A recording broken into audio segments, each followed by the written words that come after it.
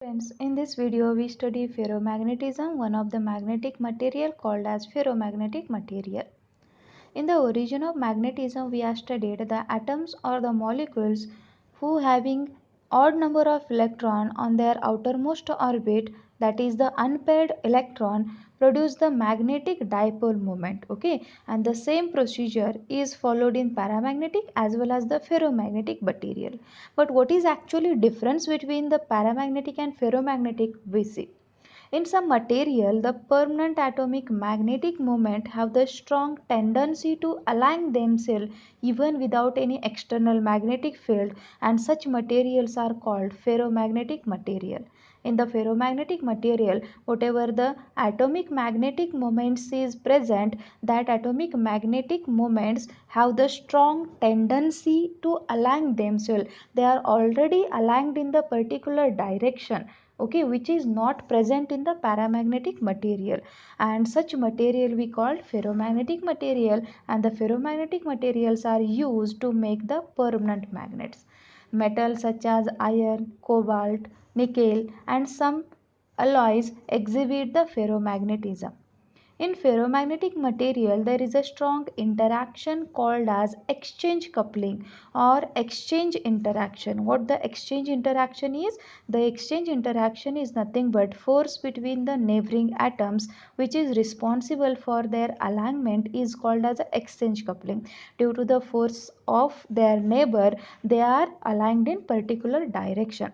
This exchange interaction is stronger in ferromagnetic material than usual dipole-dipole interaction, which is present in diamagnetic material and in paramagnetic material. So consider a paramagnetic material. Consider this one is a paramagnetic material. We already studied in the paramagnetic material the dipole moments are in random direction. Okay, like this, the atomic dipole moments in paramagnetic are random direction, so net dipole moment is 0. But what is the difference in ferromagnetic material? Due to the strong exchange of their neighbors or due to the exchange coupling, that is the force between their neighbors. So this one is one atom, and due to the force between their force of their neighbor also aligning in the same direction. Okay, so their neighbors also aligning in the same direction. So in the ferromagnetic material, there we get some region where all the neighbors, all the atoms are aligned in particular direction. If I consider another one region, in that region all the neighbors, all the atoms with their neighboring force, with their exchange coupling or with their strong dipole-dipole interaction, they all aligned in particular region, and such region we called as a domain, and such domains are present in ferromagnetic material, which is not present in paramagnetic material. So you can consider in ferromagnetic material the small magnets are present, and when we apply the external magnetic field, all the magnets are come together and they form the big magnet that act as a permanent magnet. So you have to remember, in the paramagnetic material each atomic dipole moments are in random direction, but in the ferromagnetic material there is a strong exchange coupling between their neighbors, and due to this exchange interaction there present one region called as a domain, and that we study on the basis of domain theory. Due to this interaction, the small regions are formed in which all the atoms have their magnetic moments aligned in the same direction. Due to this coupling interaction, all the atomic moments in this region having the same direction, and such region is called as a domain, and the common direction of magnetic moment is called as a domain axis. This common direction is called as a domain axis. Typical domain size is of 1 millimeter, and in 1 millimeter about 10 power 11 atoms, very large number of atoms are considered. The boundary between the adjacent domains with different orientation of magnetic moment is called as a domain wall. So consider ferromagnetic material, the different domains are there. So these are different domains, different region. All the domains having this, all the domains, whatever the atoms in present in that domain having the same magnetic dipole moment, same direction. So this same direction called as a domain axis. This one is the domain and these are the domain axis. Okay, and the wall, the adjacent line which is differentiate between the two domains called as a domain walls. Okay, so these are the domain walls. This is what the ferromagnetic material is present.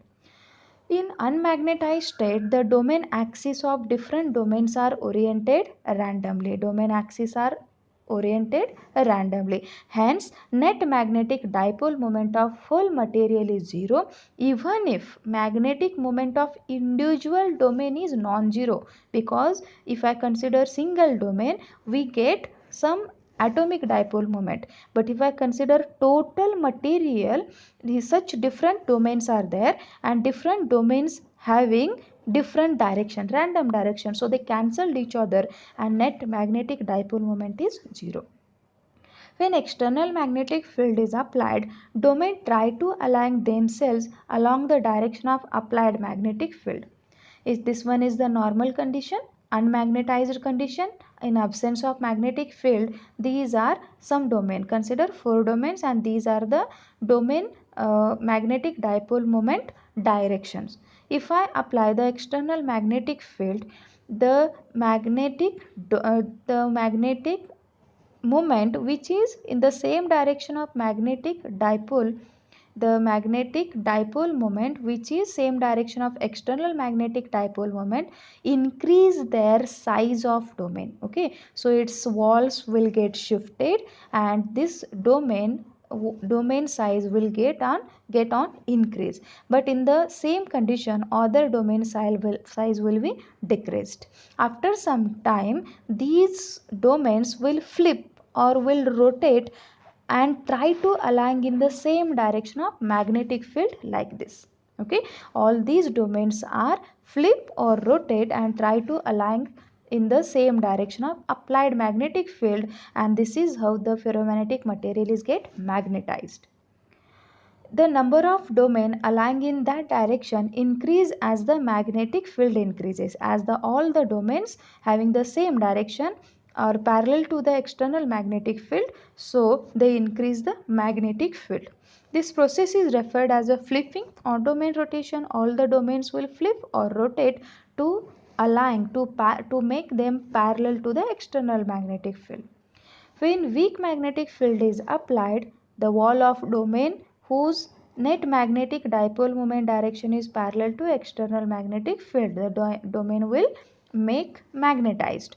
But if I remove the weak magnetic field, all the boundaries return to their original position and material lose their magnetism. Okay, so you have to remember, when you apply the weak external magnetic field to the ferromagnetic material, the ferromagnetic material get magnetized, but it only magnetized for very short time, temporarily. But if I apply the strong magnetic field, sufficiently high magnetic field, all the domain comes together to form a same domain called as a GIN domain, and now this ferromagnetic material produce a or act as a permanent magnet, because after removal of strong external field does not send the domain boundaries back to their original position and material gets magnetic property permanently. If you apply the weak magnetic field and if you remove that weak magnetic field, the domain walls will be shifted their original position and their magnetic property will be removed. But you apply the sufficiently high magnetic field, all the domains come together and the all the domain axes are in the same direction of external magnetic field, and the material now act as a permanent magnet. If you remove the external magnetic field, that will not differ or will not affect on their magnetization. One of the property of ferromagnetic material we see in non-uniform magnetic field, ferromagnetic material tends to move from weaker part to stronger part. Consider a north pointed south. We know near the north magnetic field is weak, near the pointed south magnetic field is strong. If I suspend a ferromagnetic material due to this non-uniform external magnetic field, the ferromagnetic material will move from weaker to stronger magnetic field. Okay, this one is one of the material. So we can say ferromagnetic material strongly attract the material, strongly attracted towards the magnet. Effect of temperature on ferromagnetic material we see. If I increase the temperature of the material, all the domain or all the exchange coupling between their neighbors and the atoms will get weakened. As these exchange coupling will, or the force with the neighbor will be weakened, will be decreased, will get smaller, the domain will get collapse or destroy. The domain structure of ferromagnetic material will get destroyed, and when the domain structure will get destroyed, that material is no more ferromagnetic material. That material now transforms into paramagnetic material. The temperature at which ferromagnetic material transforms into paramagnetic material called as a Curie temperature, and this Curie temperature is different for different material. These are some of the list given for different metals, alloys, a Curie temperature. The relation between susceptibility and the temperature T for paramagnetic material is susceptibility is C Curie constant upon T minus Tc. Tc is Curie temperature. If the temperature is greater than Curie temperature, the ferromagnetic material transforms into paramagnetic material, and this one is the non-linear graph which shows the relation between susceptibility and the temperature applied for the material is given. Thank you.